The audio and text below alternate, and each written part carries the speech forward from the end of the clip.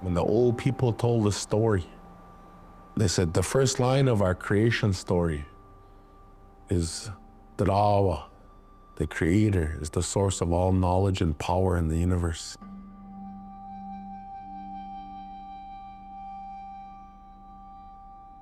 We're in White Shield, North Dakota.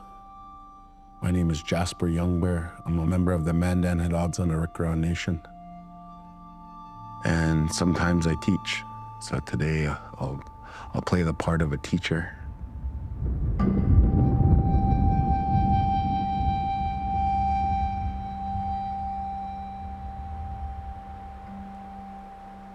I invited everyone to come here so that we could plant a seed in the garden of life for everyone, all the human beings of the earth. Many of them struggle at different levels.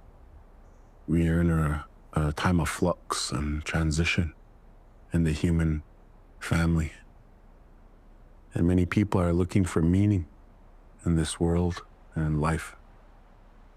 And as a person that sought God since I was a little kid, I wanted to share with the world a story. And this story is very holy to me. And it represents the foundation of all of our beliefs, the foundation for our ceremonies as a Arikara people. I was gifted when I was a young man with the seed of this knowledge, and now I'm at 50, almost 50 years old. And it's my time that I'm gonna set forth to present it to the world and ask the world to listen to something, to listen to the story so that I might help them improve their lives. It's not meant to offend anyone. It's not meant to challenge anybody's beliefs. It's meant to enhance you.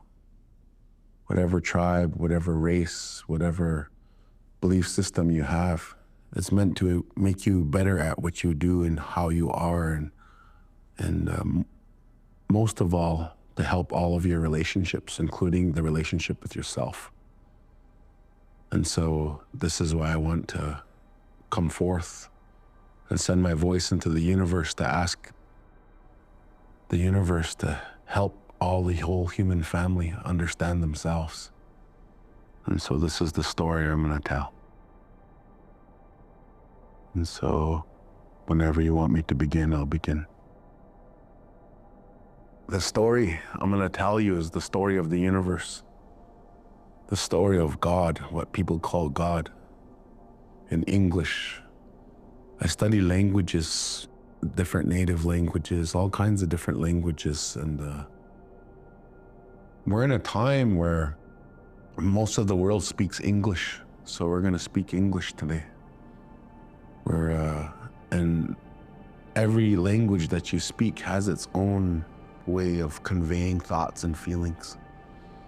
But even though I'm using English, I want to use the spiritual language of emotion to present to everybody a understanding of the universe.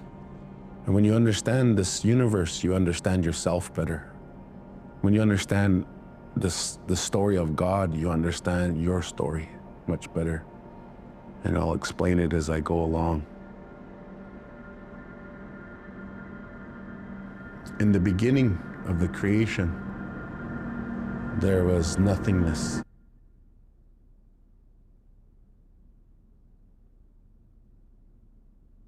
This type of nothingness, this understanding of this nothingness, is very profound.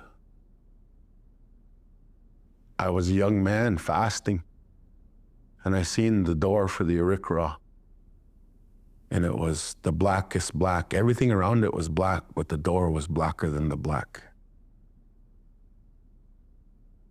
And over the many decades, I never asked. It took me about 20 years before this Gunao began to tell me about this black, that it was blacker than black, and it represented this time in the beginning of creation when the Sacred Mother and the Sacred Father, the source consciousness and source power of the universe was one. And that's what the color blacker than black was. And then I seen a green spirals. This green wasn't like an earthly green, it was fluorescent and it was glowing. Only about a decade ago did they tell me what the green meant. And they said, this green is whenever you see green upon the earth or you see the green in the universe. When you see green, this green is made up of all 5 elements: earth, wind, water, fire, and consciousness. And this is how I seen the door in my 20s. I don't remember how old I was when I was fasting, and I fasted many years. And this is the story about that beginning, about that door, about how everything comes from the 5 elements. The universe is made up of these 5 elements. But also about the time when there was this source consciousness, source power, source knowledge of the universe, when it was all one, was this color black. That was blacker than black. So this is the story about the source consciousness. And there's 4 levels to this story. The first level is the first lightning storm. This is the beginning of the creation, the powers, and the beginning of the tree of life. And then the second stage is the second lightning storm. The first stage of creation created the tree of life, created the universe. But the second lightning storm fills it full of power, motion, and personality. The third stage is the stage of creation where human beings were created. And the fourth stage is what human beings are supposed to learn upon the earth and how we're supposed to learn. And so this was a gift. This was a gift to me. And after many years, decades studying this, I want to give it away, because you don't really have anything until you give it away and use it to better your life and better your understanding. So in this first stage of the first lightning storm, the first stage of creation, the Sacred Mother and the Sacred Father of the universe, they were one. And these ideas around this oneness, this source consciousness, it's hard to wrap my mind around. It was one of the hardest things for me to understand. And it took me a lot of years thinking about it, contemplating, reflecting upon it. And in the first stage of creation, the source consciousness said, I want to see myself. I want to understand myself. I want to know myself.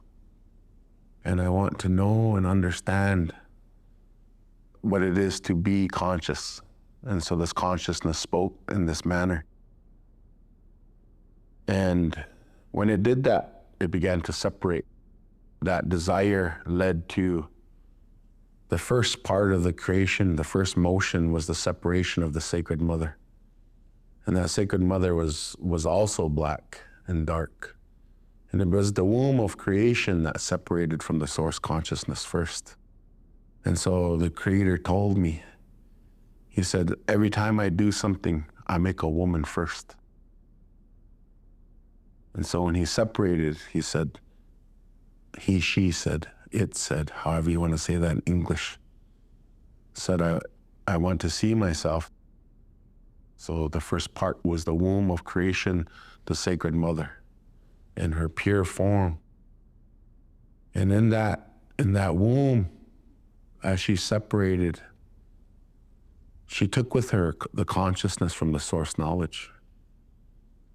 And so what was left was the male part. It was the light.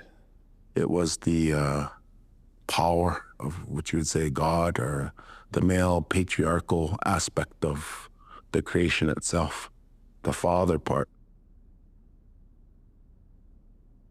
So when she left, he didn't know himself. As he came to consciousness, he became aware of himself in complete and utter darkness. He was surrounded by the womb. He was surrounded by the consciousness. He was surrounded by the mother. That was him. There's 11 dimensions in the tree of life. And in this part, he creates the first 3 because he's looking for himself. Like, how did I get here? Because she's separated, he didn't know himself, because the source consciousness is both male and female. So this womb surrounded this light. And so he looked on earth, the best way to understand it. And we pray to the directions, and they call the stage that he's about to make na chiriku, na chichidu. Na chiriku is a seed, na chichidu is life, the seed of life. And so he looked, what we would say on earth, even though there was no directions and there was nothing at that time, it's easier to understand it in the way that we pray now. In the way we pray now, when we create the seed of life, we go, Hukawada, Hunanapsini, Skawada, Hunakohatnini, Dinhanas, Adich Neshana Nachitag. And so on the earth, we say, to the east, to the south, to the west, to the north, to Mother Earth, and to the Creator. And this is the seed of life. So he looks in every one of these directions. And when he looks east and west, he creates length. When he looks north and south, he creates width. And when he looks above and below, he creates depth. So these are the first three dimensions of the creation. And the reason why he's looking, because he felt utterly alone. And at some point in every human being's life upon the earth, take heart that this feeling of loneliness that you may touch at certain times in your life is the same feeling that Tarawa, the Creator, felt when he was in the womb by himself, or he felt like he was by himself. But the truth is you're never alone. The truth is that this whole universe is one. But when you think you have that feeling, when you think that you're alone, you're feeling what he felt, the male aspect felt. So he looked in these directions. And then he was saddened that he was alone, because he used his powers of perception and looked outwardly. But there was nothing.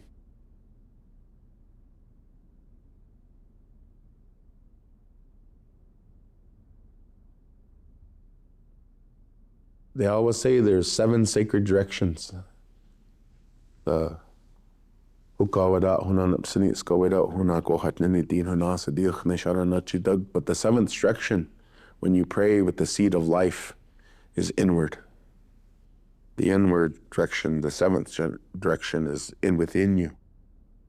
So the male aspect of the Creator took his powers of perception and no longer looked outside of himself. He began to look inside of himself. So powerful was his gaze that he almost imploded. How powerful he could perceive, and how powerful his intent was to look and to see the truth. And he found the truth. He found the truth within him. And that's where you'll all find your truth, because you're all a fractal of this beginning. This story is your story. That if you look within yourself, if you take the time to look within like the Creator, you will see a whole universe within yourself. You will see a whole universe of potential. And he was very excited, because when he looked within himself, he's seen all things. He's seen all the galaxies, he's seen the universe, he's seen all the stars, he's seen all the planets, he's seen all the moons, he's seen every blade of grass, he's seen every human being, he's seen every animal, he's seen all the processes that would take place over an ocean of time. He would see these things, and he was ecstatic, he was happy. And he said to himself, I shall make myself many, but never lose my oneness. And this oneness of the universe, everything that you think is separate is an illusion. You think a divisive power. Before other cultures came to this land, our people seen it like this, the way I'm telling you. They seen everything as one. Whatever you do to the whole, you do to yourself. And we have all these symbols within our culture that talk about this oneness. If you want harmony within yourself, your family, your clan, your tribe, your race, within the whole world, within the whole universe, you must see it as one. And the grand illusion, the great illusion of the universe is that there's separation and that not everything is the creator. And so we knew that when our visitors came across the ocean. And so we treated them well because we understood the great spiritual truth that was, but we didn't know that they carried a lack of understanding of the oneness because their way was robbed from them. It wasn't their fault. A dark power ripped away their original instructions from them, and they forgot that everything is one.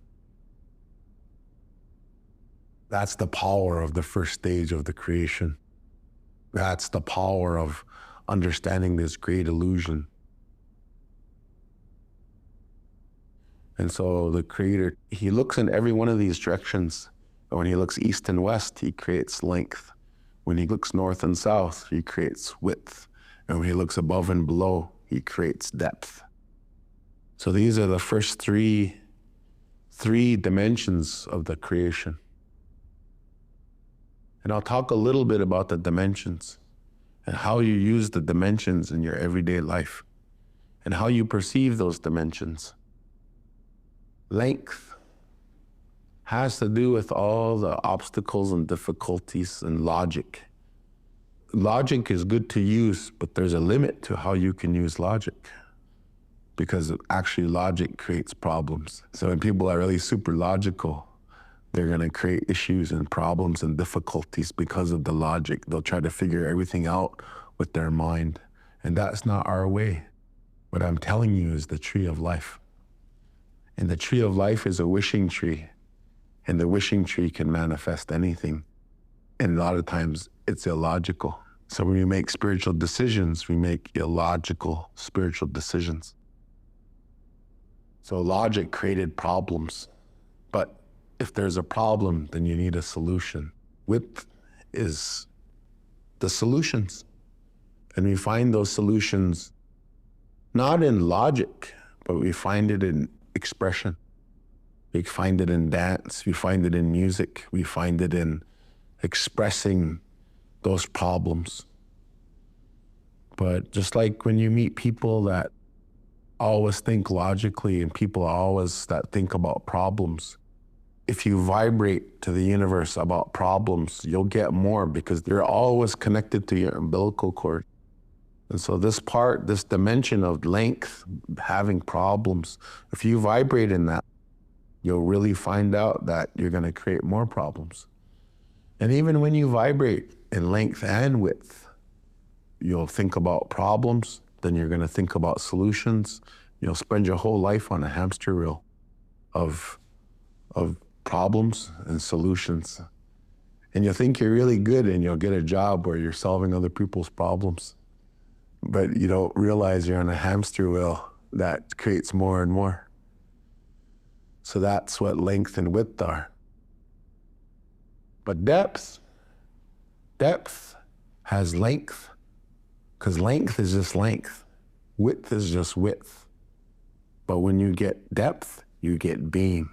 And when you get being, you get length, width, depth, and sound.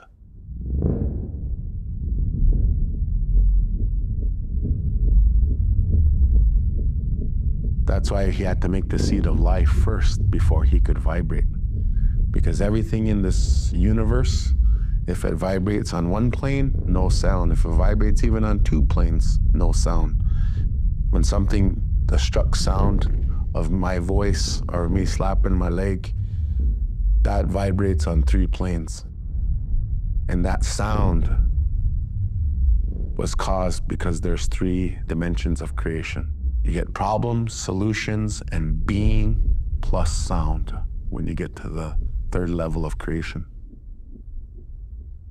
He creates the seed of life, and because he created depth, he could start to vibrate, and he could start to have motion, and he could start to sing. So as we think about this first stage, this womb, and his happiness at finding out that it was within him, he began to dance and he began to sing. As he began to dance, he began to sing, that sound began to come to be. In our pipe, we have a pipe stem that we call the hako. Ha is wood. Go is the cut word of diwako. He is saying or speaking, talking. Hako is the wood that speaks, but it's really talking about the great pulsating voice of the universe. This great pulsating voice right now is in this room, but you can't hear it because your sense organs aren't fine enough to pick them up. But when you go into ceremony, and that sound, I heard the sound that he began to make in the beginning of creation. When I was 20 years old in my grandma Sadie's sundance, I heard a sound, and it was coming from a long distance away. After a while, oh. After a while, ah. It was screaming at my ear, and I was hooked up to the tree of life, and the spirits, powers, universe, creator, whatever you want to say, took me out of my body and took me up above. And this voice was the voice of the vibration of the universe itself.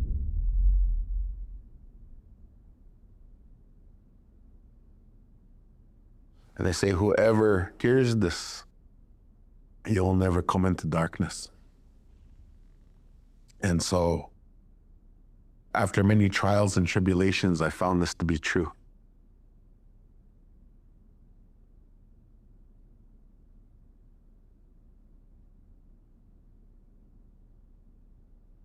And when he began to vibrate, sing, dance, how he did it, we don't know. But he cut himself or gave himself in such a way that he turned himself inside out. What was inside of him opened up and he exploded. And this is what the white people call, modern science calls the Big Bang. He began to explode. When he began to explode, he created the next 2 dimensions. And those dimensions are time and space. So those are the first 5 dimensions, length, width, and depth. When he exploded, he created time and space. Time comes right before space. So as he explodes, time opens the door for space, and they're related to each other. These are the first 5 dimensions, and there's 11 altogether. 12 and above, those are male. Those are the male aspect of creator. But everything in this known universe, they're all manifested, and they come through the Sacred Mother. So the power of God that manifests things is a woman. And we call her Mother Corn, or we call her Atna Warukti. There's another dialect they kind of speak in that they say Adina Warukti, the Sacred Mother. And so this knowledge of the Sacred Mother is the knowledge of the manifesting power of the universe. So every time we have ceremonies, we always sing to the Sacred Mother.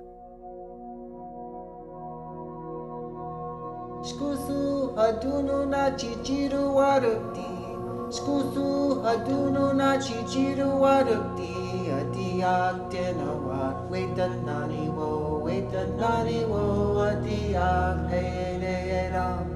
Adiak tiwago, adiak tiwago. Nare shiwago natao, nare shiwago heineram.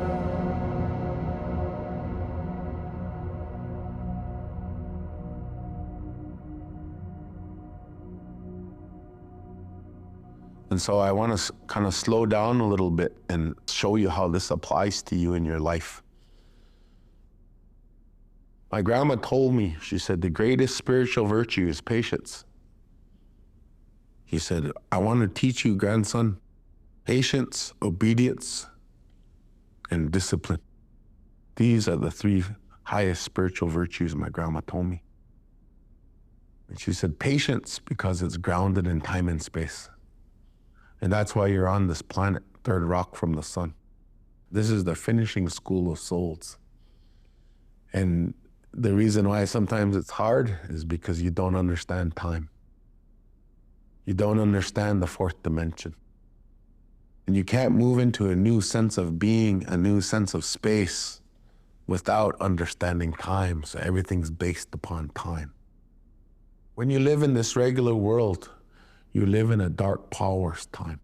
If you live by a clock, if you live by do this, do that. Chronos, the old ancient god Chronos, also connected to chronology. And these words are related to each other in English. If you relate to time the way that the dark powers want you to relate to time, and then you'll be trapped, because then that's your reality. But time is relative. Time is the barrier for all spiritual learning.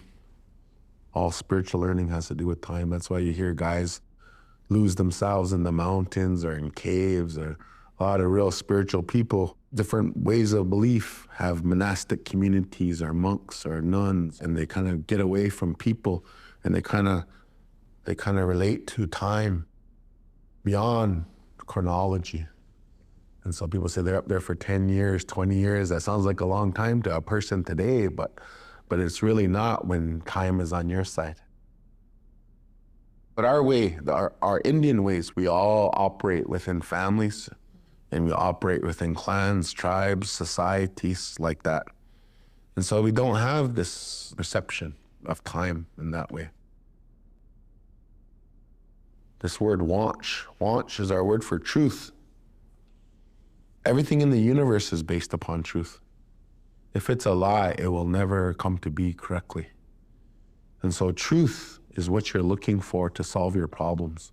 If you can't solve this problem, it's because you haven't found the deep truth and how you relate to that truth within yourself.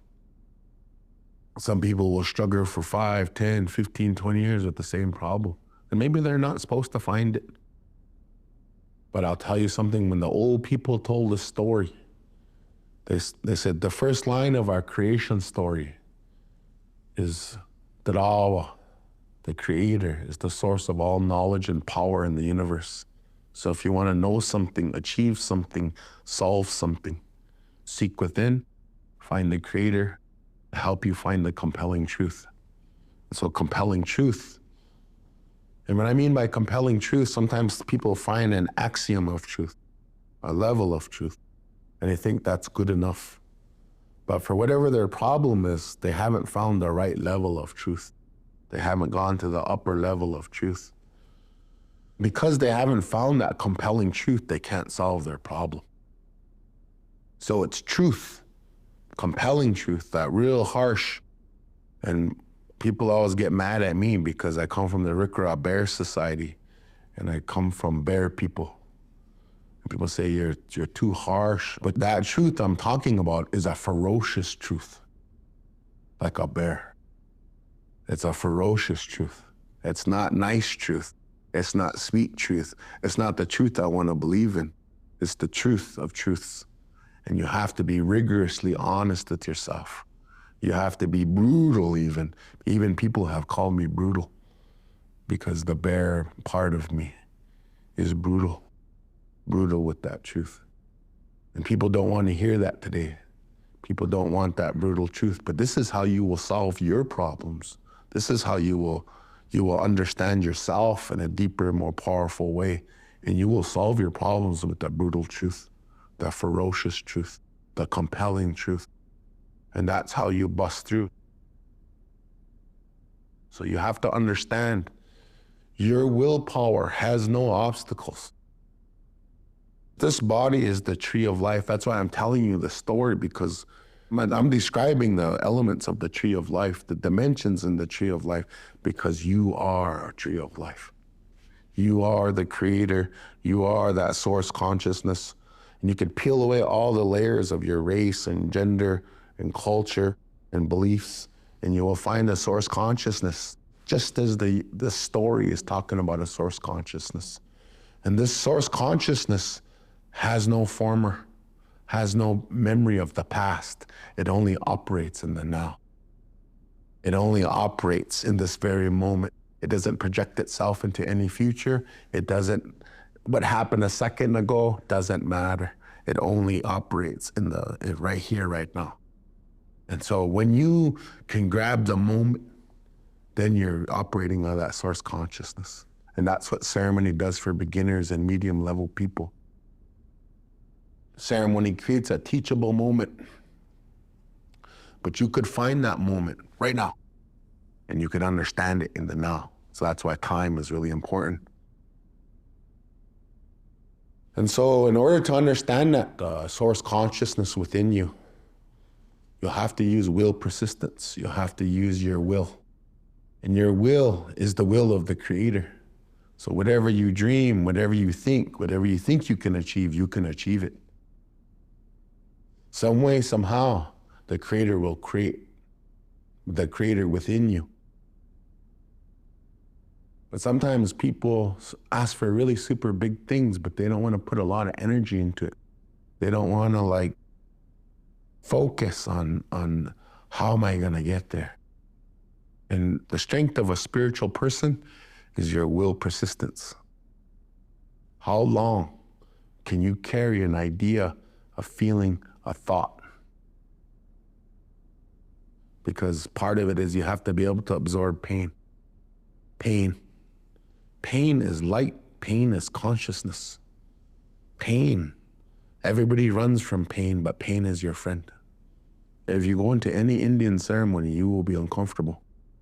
Whether it be eating peyote medicine, or you fast, or you go into Sundance, or you go into bundle doings, there's rituals and protocols that seems like it almost drains you of your energy and power, but then you get renewed too. Sweat lodge, going to a hot sweat lodge with people, it's uncomfortable, but there's a consciousness there, and there's a freedom there, and if you embrace it, don't be afraid of it. You have to overcome your fears. Throughout your whole mind, body, and spirit, you have to overcome fear. Because any type of fear will interfere with your will persistence and the use of your will. Because you're the creator, whatever you wish, whatever you want, you can dream it and you can make it happen. But you got to be able to hold that. You have to believe in yourself. You have to, in order to bust through time, the fourth dimension, and move into a new space to solve your problems, you have to believe in yourself. So you got to throw away all your self-doubt, self-fear, all your anxieties, what scares you, and everybody, including myself. I've been terrified at times in my life, quaking like a leaf, feeling unworthy, feeling, I don't want to cuss on here, but feeling like that. Just really getting mad at myself. I wish I wasn't afraid. I wish I could be brave. I wish I could be courageous, but I don't feel like I can. I'm scared. I feel small. And you have to overcome that, because you won't be able to use your will persistence on the fourth dimension to move into the fifth dimension, which is a new space. Because when you bust through time and enter into a new space, The problem that you busted through won't ever occur again. So that's how you make it redundant. So the universe will not give you the same teaching over and over and over. If you bust through time and move into a new space, the universe says, you're done with that, you understand it. And you won't ever have to deal with that same problem again. You'll get another problem. You'll get another blind spot, but you won't have to deal with that one. So will persistence over time creates the solutions. The ability to impose your will upon anything. That's the secret, is this, you have to have will persistence. You can't give up on yourself. You can't say, oh, okay, I can go this far. And so that's why in the Northern Plains, I go to ceremonies with my relatives, and sometimes they're rank and hard and difficult, but that's how you bust through time and you have a direct relationship with the universe. If your way is too easy, you won't develop the proper will persistence. If your way is too simple, or you don't have to suffer, suffering is good in a way, because it quickens your consciousness and makes you aware of every moment. And as a person that's experienced pain before, when you're in pain, every moment is alive. Every moment is real to you.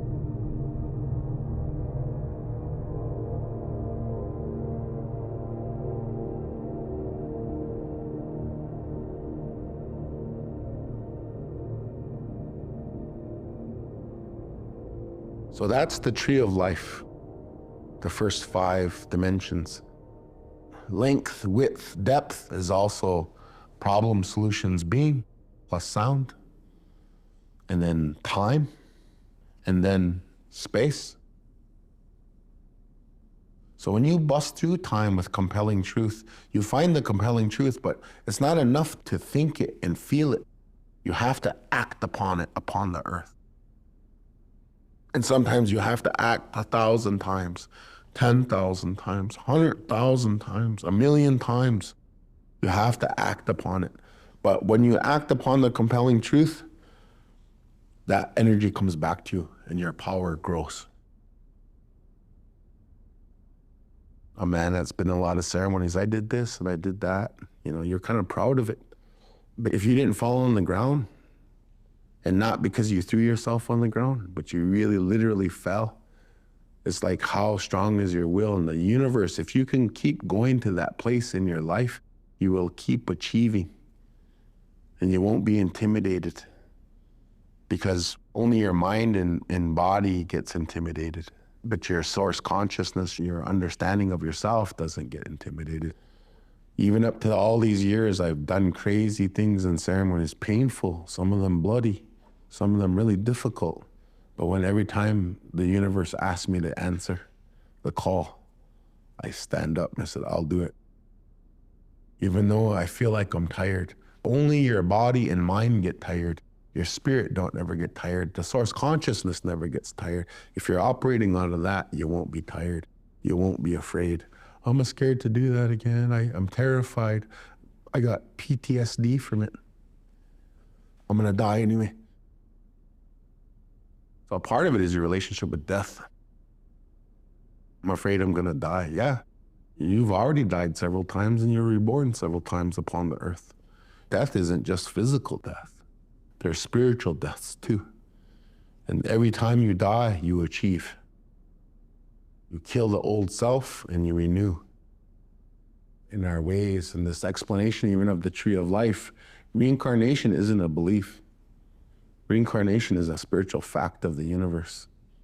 And as a person that has experienced deaths and various types of deaths, it behooves us to remain calm. It behooves us to think differently about death and think it differently about who and what we are. And that goes back to this. Are you your body? No, you're not your body. Our word for body is dandao. And so we live in a culture where your body is really important, the way your body looks and how you judge other people's bodies. But this body isn't really your identity.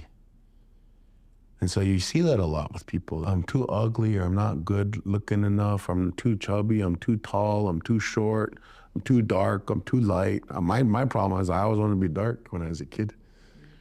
And so I remember, and then some of the perceptions you have aren't yours. Just things passed on from your family. So I used to think negative things about myself, but you have to kind of cut those away. And so you're not your body, you're also not your feelings. So people think, oh, you made me feel this, or I feel this. And if you operate out of your feelings, you won't get there either. If you think you're your feelings, or I went over there and I just got a bad feeling, it's like, you're not your feelings. Because feelings will lie, feelings are finicky. You hold that feeling for a month straight, you won't be able to hold it. You couldn't hold it for one moon, so what makes you think 5 days from now, everything won't be different based upon your emotions? So if you're ruled by your emotions, you can't really be your true self. So you're not your body, you're not your feelings, you're not your mind. You're more than your mind. You're beyond your mind. You're also not the intellect that directs the mind. The way we're made, the way our minds are made, the way our endocrine system's made, we can think something we've never seen, but a dog can't do that. It'll dream, but it can only dream what it's seen. But a human being can dream something it's never seen. And that's the power. And so even with that, when you realize that you can dream something you've never seen, that's a part of the intellect that directs the mind. So busting through time is the essential component. Once you've busted through time with compelling truth, you've begun to act upon it. You have to keep acting upon it until you feel your transformation is complete. And then whatever that obstacle was or difficulty, that will tunas. Tunas is disappear. So it'll disappear from your whole life. And you'll be like, I remember this way back in the day, I had a problem with this, and it's not even an issue anymore. It's redundant. We don't live a totally different life, spiritual people. But what we do is how we think about it and perceive it. And it has to do with all the times that we took an issue and we made it an issue for ourselves, and then we overcame it and made it redundant by busting through time, entering into a new space. This fifth dimension space, you carry it in you. It's this ether within us, this consciousness that operates within this body. This consciousness, this fifth element, because when you hang around people, you're going to share your fifth element with them.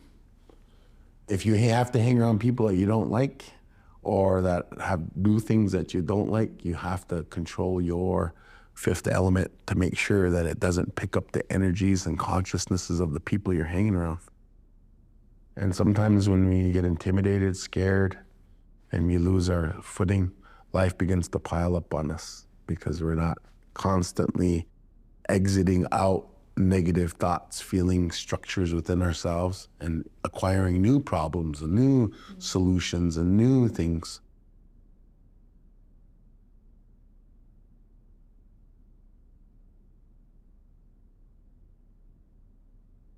So that's about really all I want to say about the first 5 dimensions: length, width, depth, time, and space.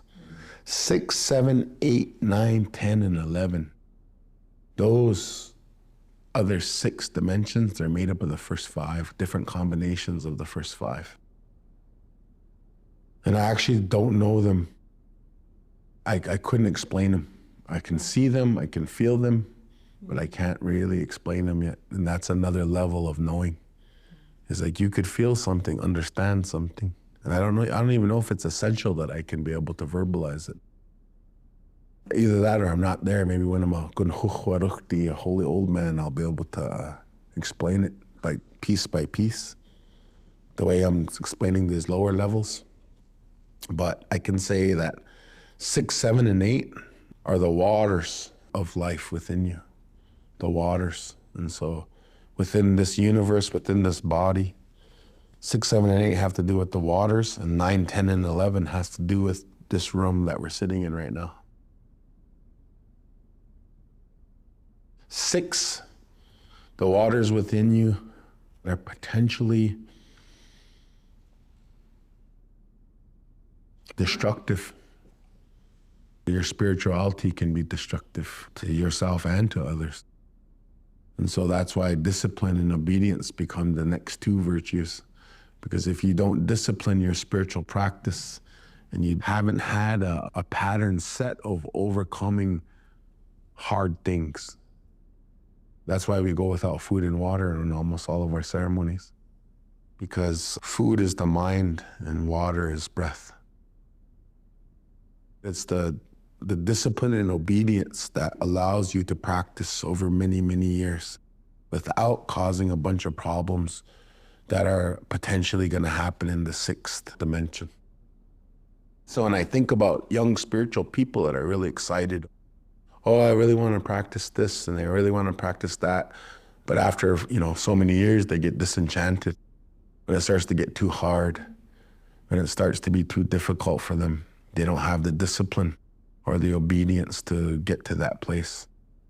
So when the elder or somebody older says, don't do this, and one of the greatest ones I ever heard was one of my dads in our ceremony he said, don't ever take leave of your common sense.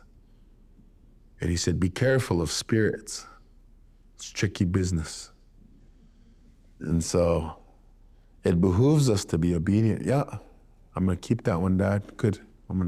If I run into these situations where somebody wants to worship spirits or somebody, yep, don't worship spirits. Spirits are just like people. And he said, the ikegisha. Ikegisha means selfish. So don't trust any of them because you're the creator.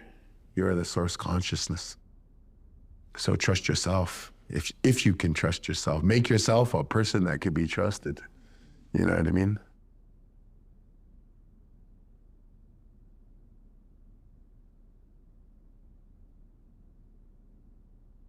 When you go out and seek the creator, when you tell the universe, I'm gonna go out there, no food, no water, I want to see you, I want a relationship with you, with the creation, I don't want no spirits around me, I don't want no human beings to interfere with me, because I want to go to another level that doesn't exist here.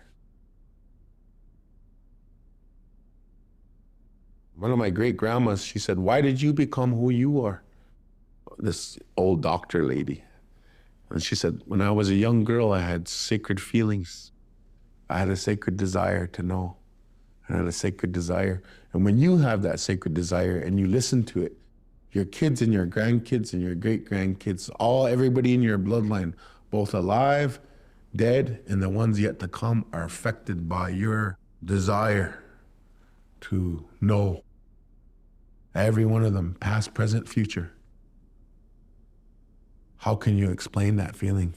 You can't.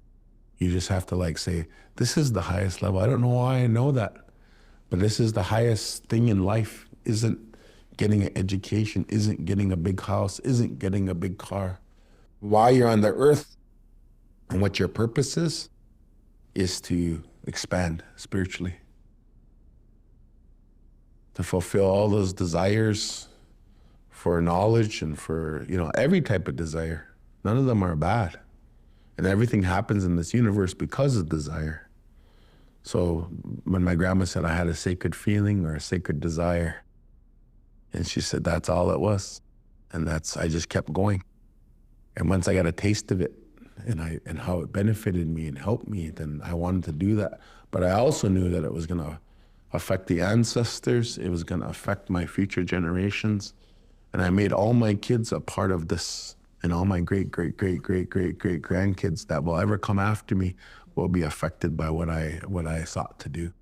And that's why the stakes are big if you make a vow in a ceremony. A lot of people want to carry pipes or go into ceremonies, but here they fell off the wagon, started drinking, broke a vow, did these things like that. But now they have set back their own ancestors. They've set back their own kids and grandkids. And their grandkids can maybe they're born to that and they say, I have to overcome my ancestors' failings. I'm the one that's gonna overcome those. because when you misuse ceremonies or whatever, you're gonna set yourself and your people back. And we're always moving forward, no matter what it looks like. And sometimes it gets really rough. And you're like, I don't know how we could ever make it out of this one. And I don't know if we're gonna ever return to normal again. Or can I ever be happy again? You know, whatever you're gonna say, all you have to do is have the desire to make it that way. And don't quit until it gets there. And then when you'll know when you're happy, you'll know when it's back into balance. It might not be what it was before, but it'll be something new. Nothing stays the same, it always changes. So when we're talking about 6th, 7th, and 8th dimensions of the creation, which are the waters, people can be destructive in their spiritual practice even, and many are. So 6, 7, and 8 are the waters within you. Remember, we're talking about destructive spirituality, that it's kind of like the heavy snowy winter and you're in the mountains, but all of a sudden spring comes and it's 100 degrees up and it starts melting that snow really fast and it starts trickling down. And over so many miles and so many feet, it picks up more water and it's melting really fast. And when that rushing water comes through, it knocks over boulders, it knocks over trees. Think of trees as other sentient beings. Think of rocks as the will of God. Sometimes when we think we're really right, we get confidence before clarity. This is what I believe, and this is how I think, and this is how it should be. The spiritual waters within these people are like that water that's flowing down, knocking over the will of God, knocking those boulders over, knocking over those other sentient beings, those trees, and that water's all dirty and muddy. But the 7th is when you start to develop and discipline and obedience more, and your spiritual waters are more like a canal or an irrigation ditch or something that has a definite bank, not flowing so fast that it's destroying things. It's useful. It's not destructive, but it isn't pure either. You can't just go in an irrigation ditch or a canal and start drinking out of there. Once you start developing that and you find that your knowledge is useful, you're more disciplined in it, and you kind of sit there and realize that everybody else is in a process too, and their process might not be aligned with your process. So I don't want to knock over their tree of life. I want to let them kind of go through whatever they need to go through. There's a will of God operating here. Whatever part I can play, I want to do the best I can, but maybe I don't know an elder's level of wisdom to apply everything at the right time, at the right place. And that brings us to 8. 6 is the rushing waters down the mountain. 7 is the canal waters, irrigation ditch that has definite banks and it's not as destructive. 8 is when you begin to master yourself. Your truest willpower is born here, is in 8. And 8 is a pure cup of water that never quits being filled. And sometimes you need to dump your cup up. The Guna always shows me different things in my dream world. I said, how come I did this? It doesn't even make no sense to me. But I was obedient and I was disciplined to follow it. That experience, you dumped your cup up and you could see yourself in the bottom. There was a mirror at the bottom of the cup. And that's where that purity of the cup of water. So now you have a cup of water. It's not flowing anywhere. You're in total control of it. Your willpower has been refined. Your spiritual waters have been refined. It's pure water. You could drink it. That tastes good. And then you could share it with other people. It's not destructive and it gives life and it's pure water. And so that's the 8th dimension.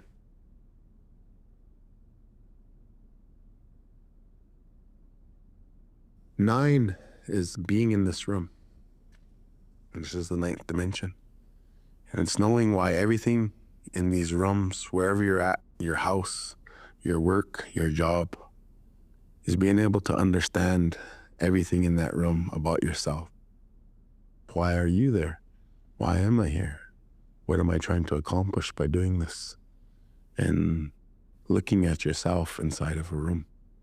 all the things you can see and all the things you can understand.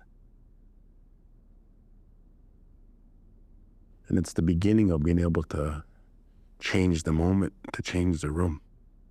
That's a really good skill to have, especially as a leader. If you can change that room, but you got to know where everything sits first. Why is it sitting there? And all the things I can see and all the people here, I understand it.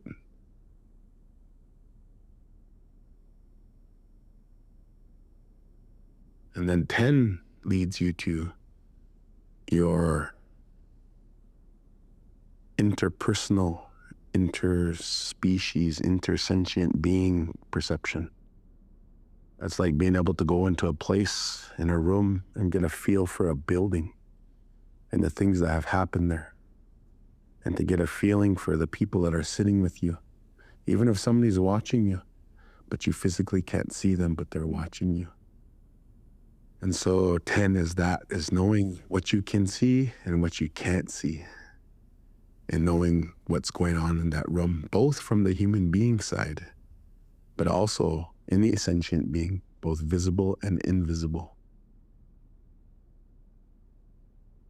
In our culture, we go to great lengths to understand what you can't see. Most people get caught up because they're trying to use logic to deal with what they can see. But Spirit says, I can feel all of you and I can understand all of your motivations. And a lot of times as you get more advanced, you can look at the motivations of the things that you can't see.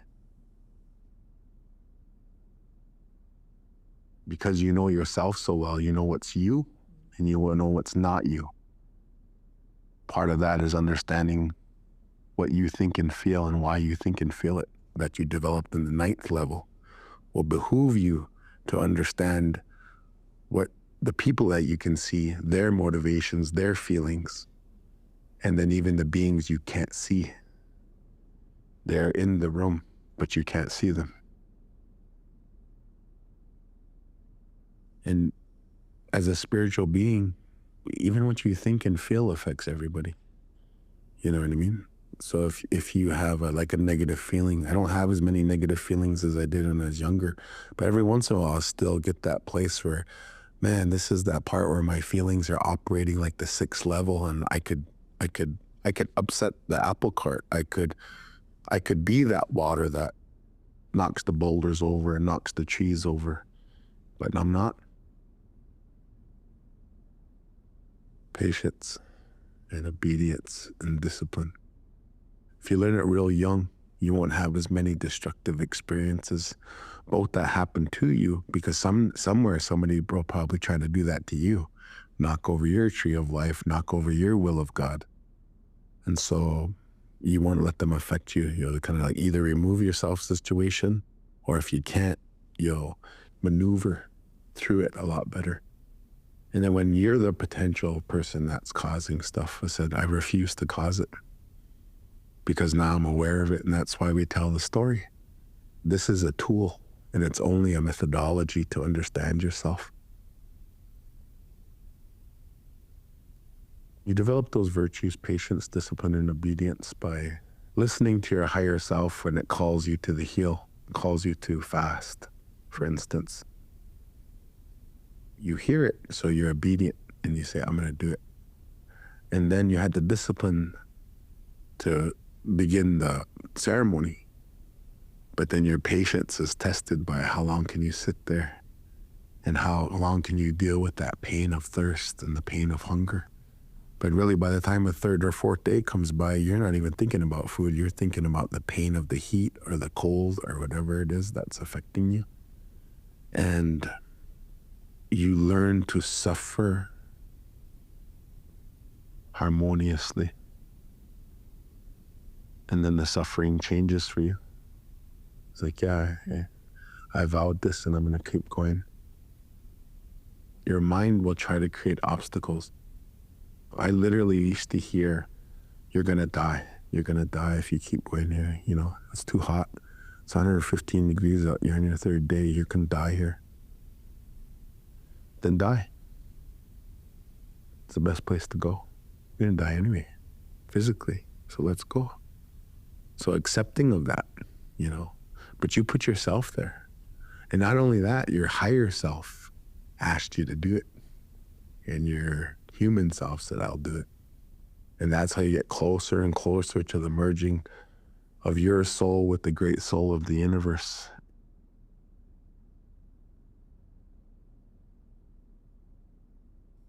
Eleven is when you change it. You change the room for all the beings. Your soul, this body, this mind have deemed it, I will change this for the whole universe. You've caught the moment. You understand where everything sits, both seen and unseen. And now I'm going to change it with an intention, with a prayer, with a gesture. And I will change the whole universe right now. And I will do it in a way that creates the most harmony for the most amount of beings. You make the decision to change it.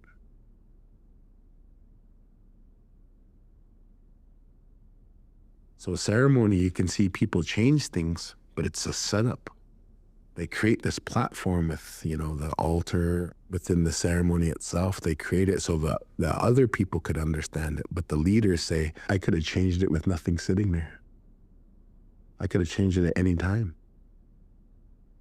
I am those instruments. That staff is my spine. That pipe is my prayer. And I am that spine. I am that prayer. These songs are all my intentions that I ever had. And I don't need to sing it to know that spirit lives inside of me. And that's what 11 is. I can manifest anything I want. This is why we have stories of the vulgar displays of power in daytime. There was no real ceremony. It was just the medicine men desiring to use the platform to help people believe deeper. Shape-shifting, making seeds grow out of their hand. Today, that's a fairy tale. But the Indian people still have ceremonies that can manifest supernatural powers at will, because their will is lined with the will of the Creator, and that everybody is capable of it.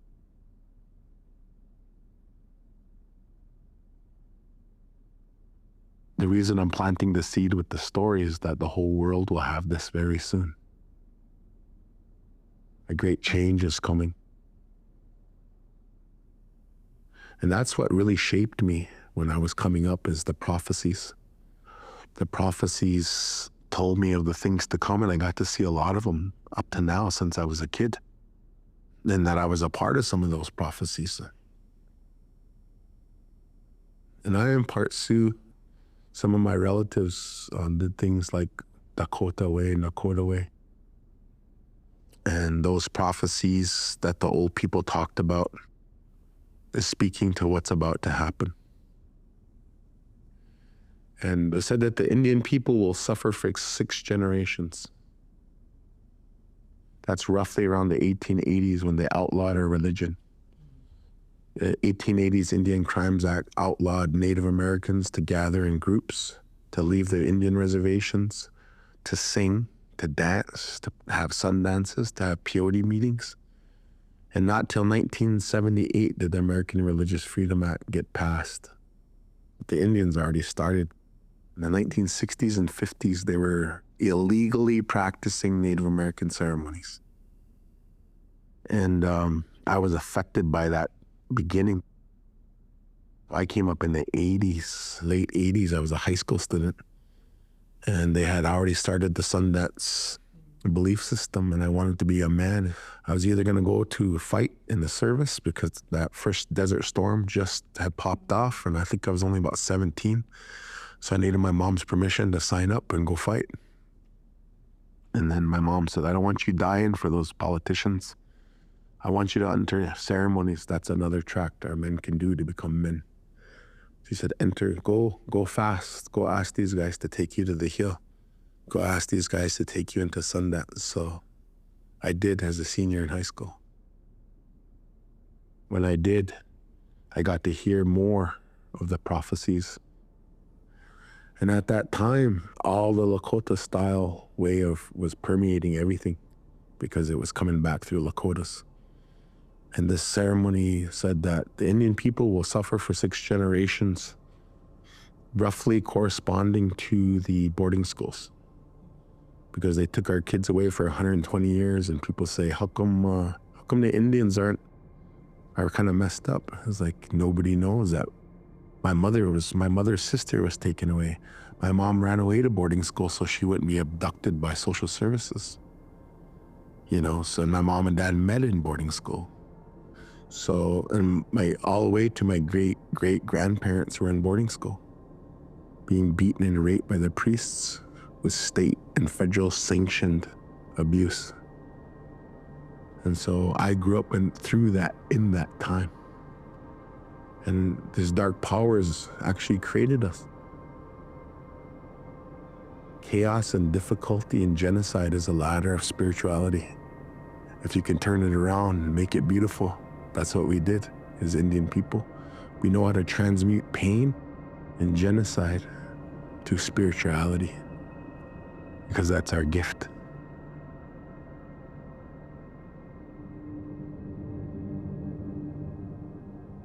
Per prophecy, a 7th generation will be born, and the Creator himself will send into the wombs of the Indian women elevated souls. These elevated souls will be born with knowledge and power no one else has. And this 7th generation will begin to rebuild the sacred hoop of knowledge. I am one of the people in the 7th generation. I am one of the people born with knowledge that no one else has. And we are rebuilding the sacred hoop of life, and this story is a part of that. So you're all a part of prophecy. And I'm actually probably the first generation that could speak eloquently to the old people's language and then translate to English. Because all my mentors, they all spoke broken English, and they would get mad at me if I said that to them. But they couldn't speak good English. They all spoke their language, but that language didn't translate to English very well.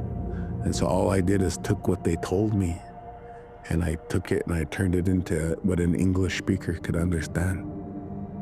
And then I had the requisite experiences and requisite patience, discipline, and obedience to transmit it.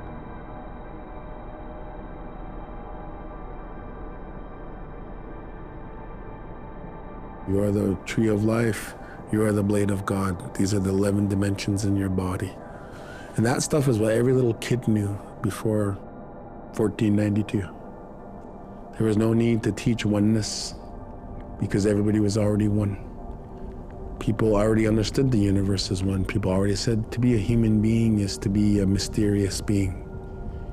And there was war and death and sickness, but there was also ceremony and transcendence. And there are many prophecies. One of the most poignant ones that hasn't happened yet is a lake of fire will form in Montana at the confluence of the Madison, the Yellowstone, and the Missouri River at Three Forks, Montana. A lake of fire will form, and the red man will meet the blue man, and the Indian people will rise. We rise with Mother Earth. We are the Aba'a Gudukbaga.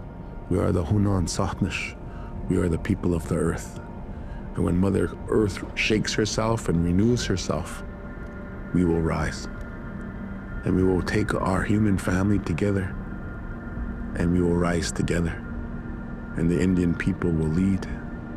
And a new time will come, and we're gonna make a new race made up of all the other 4 races. The thing that will bind them is the 5th element, and that's consciousness. And I will tell that story because it's one of the main reasons I'm telling the creation story, is as I want to talk about what our Mexica Mexican relatives say Aztlan, also known as Atlantis. And that's where my people come from. And I will tell that story in the next lightning storm.